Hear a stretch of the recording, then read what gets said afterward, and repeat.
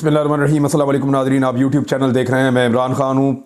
नताइज आने के बाद या इंतखाबात होने के बाद, क्योंकि नताइज तो अभी तक मुकम्मल नहीं हुए, अब तक की जो सूरत हाल है उसमें पाकिस्तान तहरीक इंसाफ जो ऑफिशियली इलेक्शन कमीशन रिज़ल्ट दे रहा है, धांधली शुदा रिज़ल्ट, उसमें पाकिस्तान तहरीक इंसाफ सेंचुरी मुकम्मल कर चुकी है।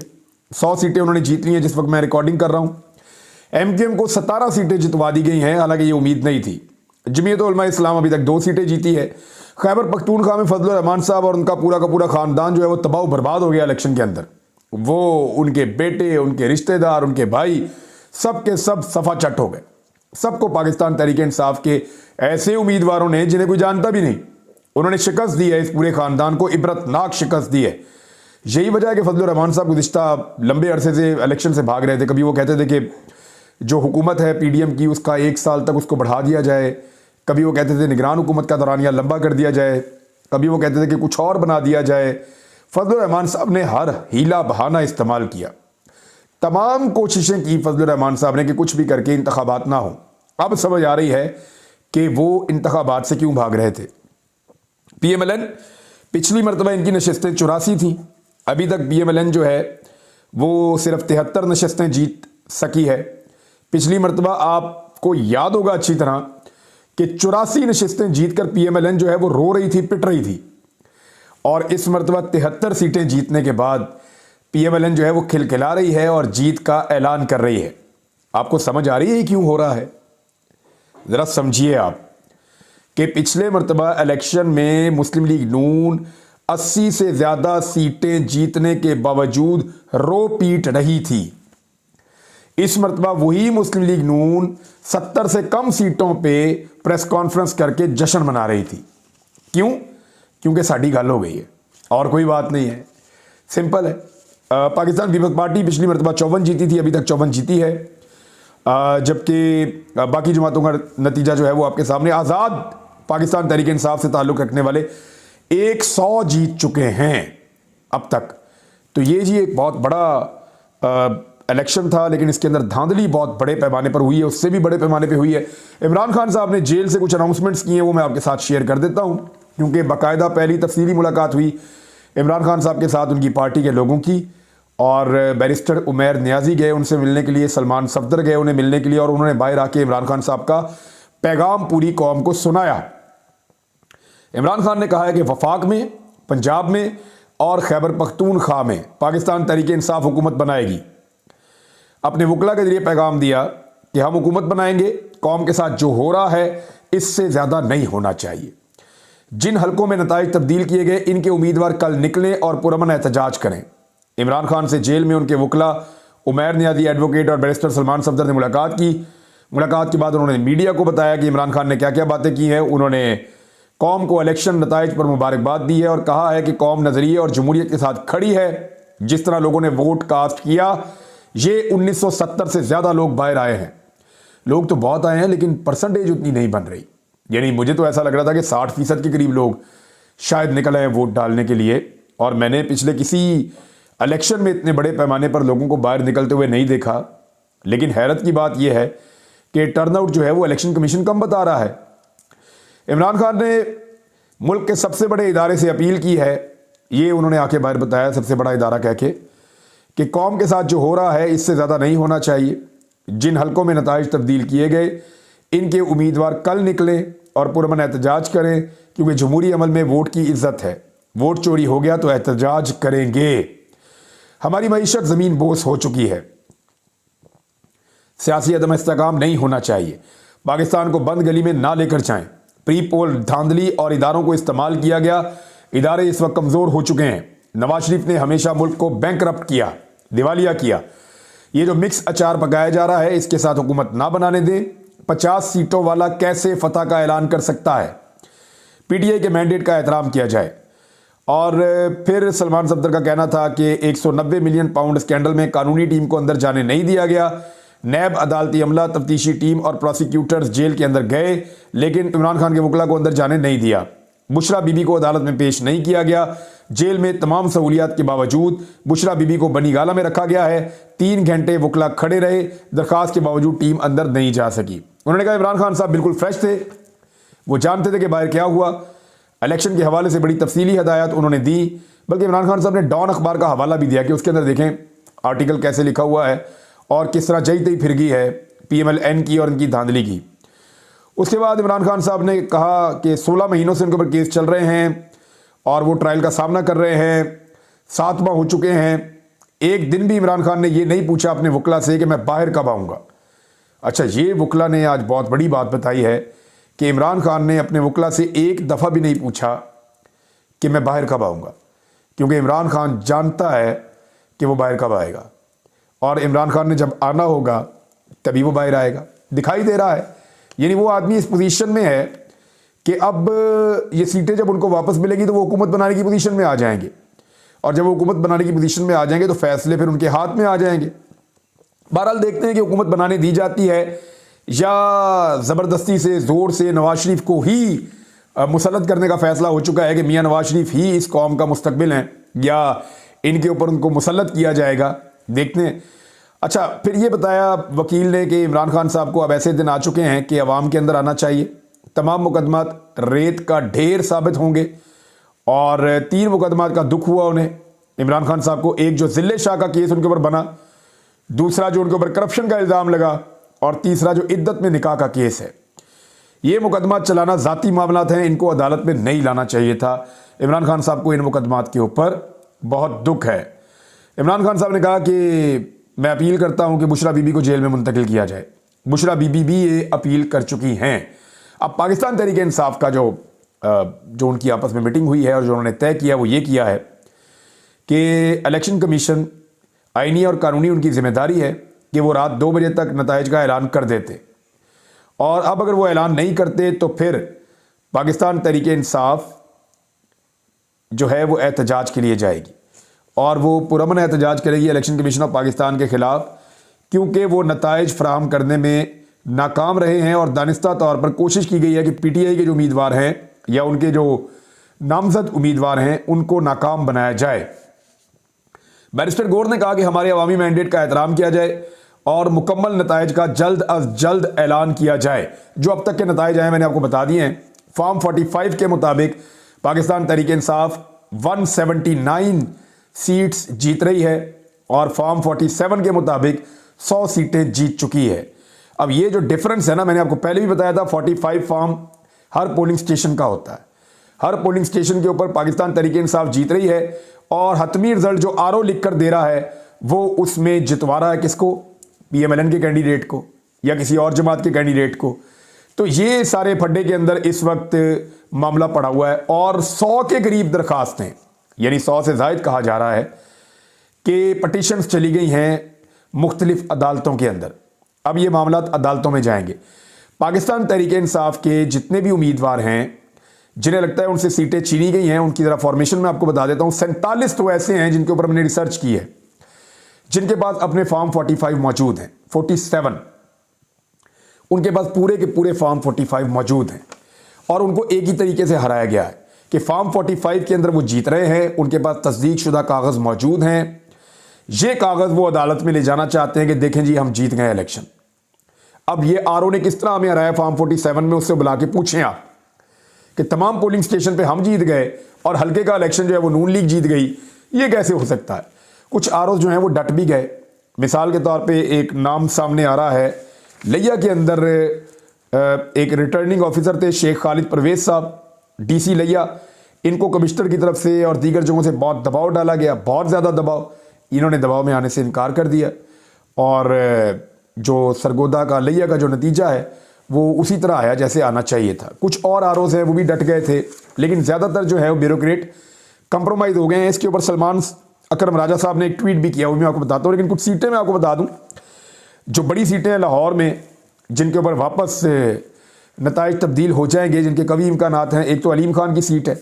अलीम खान बहुत मायूस हो गए थे, भुट्टर साहब वहीं पे बैठे हुए और वो कह रहे हैं मैं तो नतीजा लेकर उठूंगा, और उन्होंने अदालतों में भी चैलेंज कर दिया है हर जगह के ऊपर। दूसरा नवाज शरीफ साहब, यास्मीन राशिद साहबा, इस हल्के में बहुत सारी बेकायदगियाँ और बेज़ाब्तगियाँ हैं।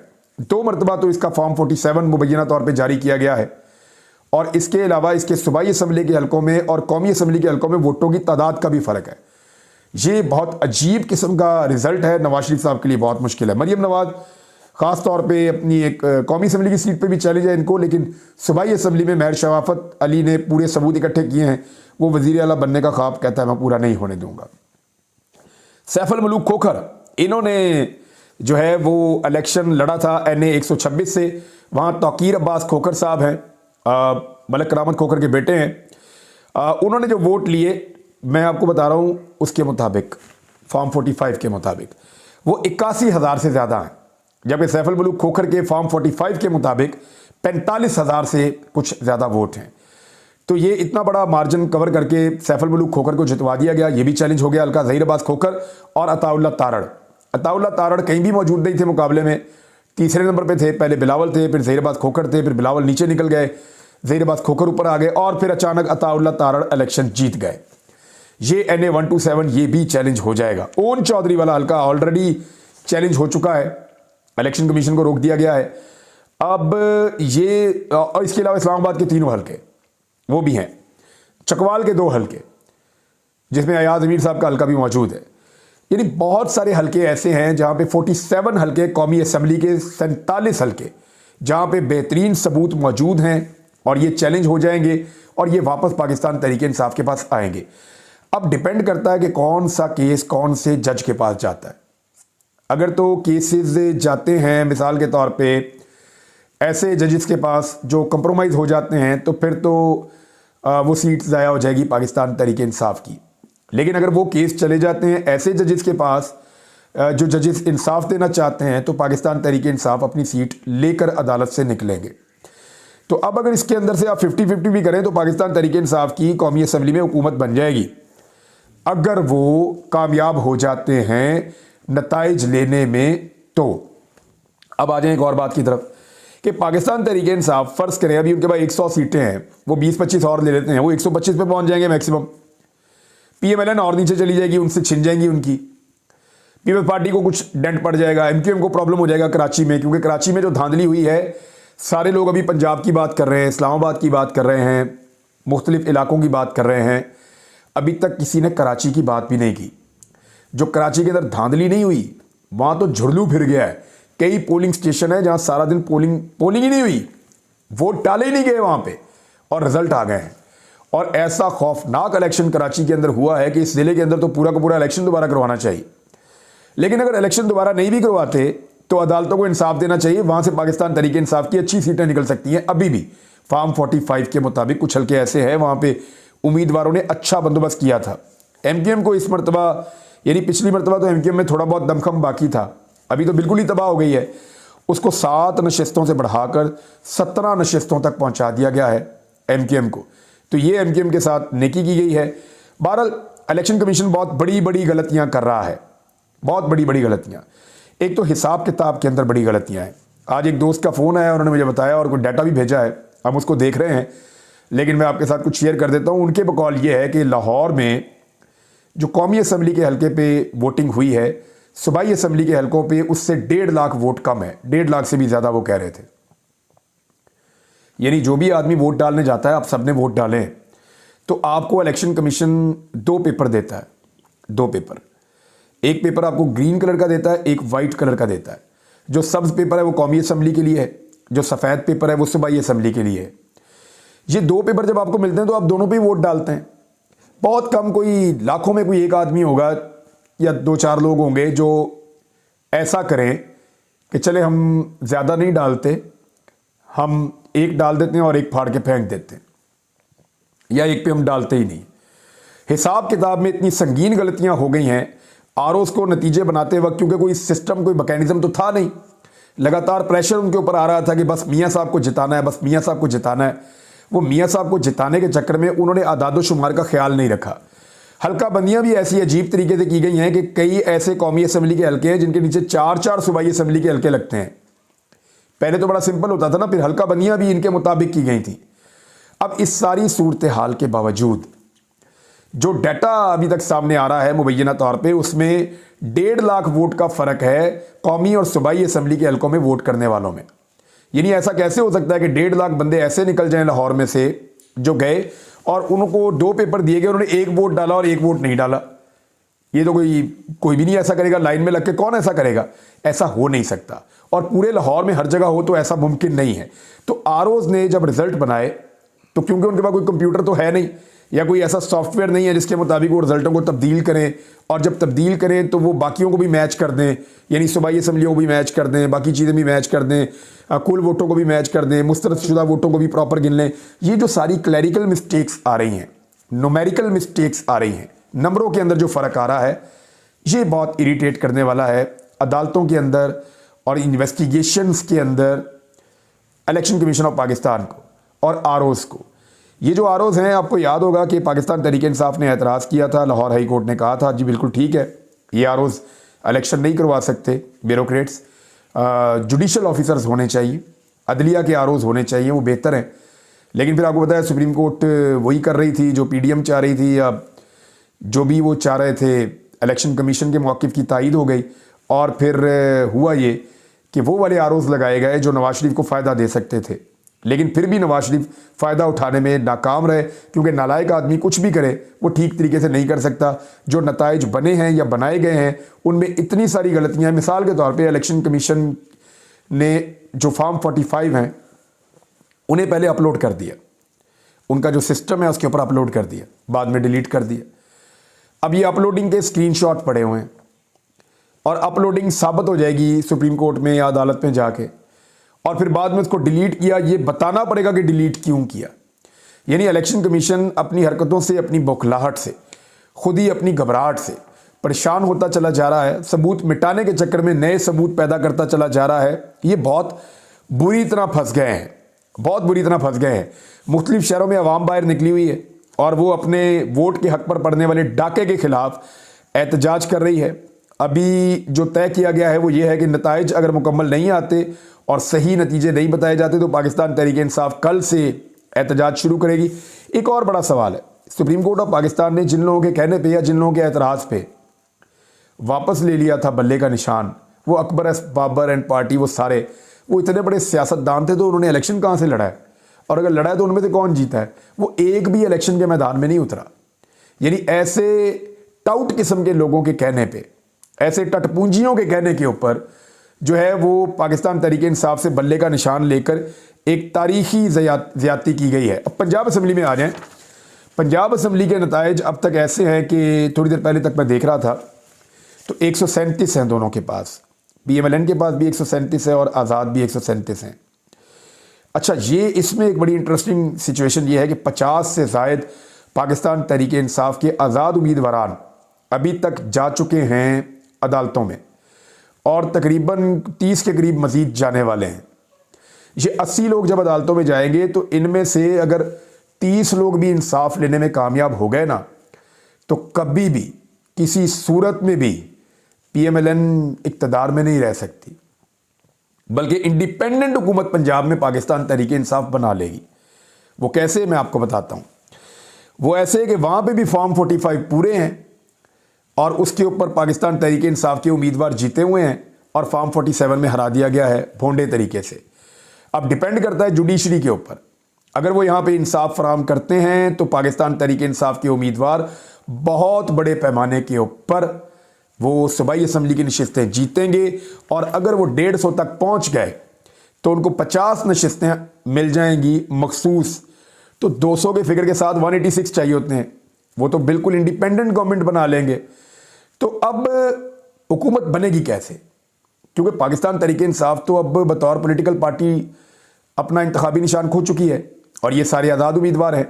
ये वापस एक पार्टी कैसे बनेंगे? ये कैसे इंतखाबात लड़ेंगे?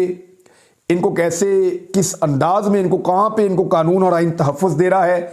ये सारी चीज़ें जो टेक्निकल इश्यूज़ हैं ये मैं आपको अगले वीलॉग में बताऊँगा। लेकिन बड़े नाम सुन लीजिए, अमीर मुकाम, रोहेल असगर, जहांगीर तरीन, खुरम दस्तगीर, ख्वाजा साद रफ़ीक, आबिद शेर अली, जावेद लतीफ़ और खोसे लगारी, राजा रियाज, नवाब शेर वसीर, शेर बानो बुखारी, बासित सुल्तान बुखारी और बड़े बड़े नाम ये बुर्ज उलट गए हैं।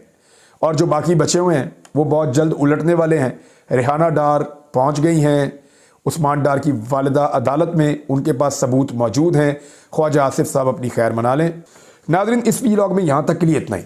मैं आपको अगले वीलॉग में बताता हूं कि हुकूमत कैसे बना सकती है पाकिस्तान तहरीक इंसाफ, जबकि उनके पास इस वक्त ना अपना इंतखाबी निशान है, ना उनके उम्मीदवार उनकी पार्टी का हिस्सा है।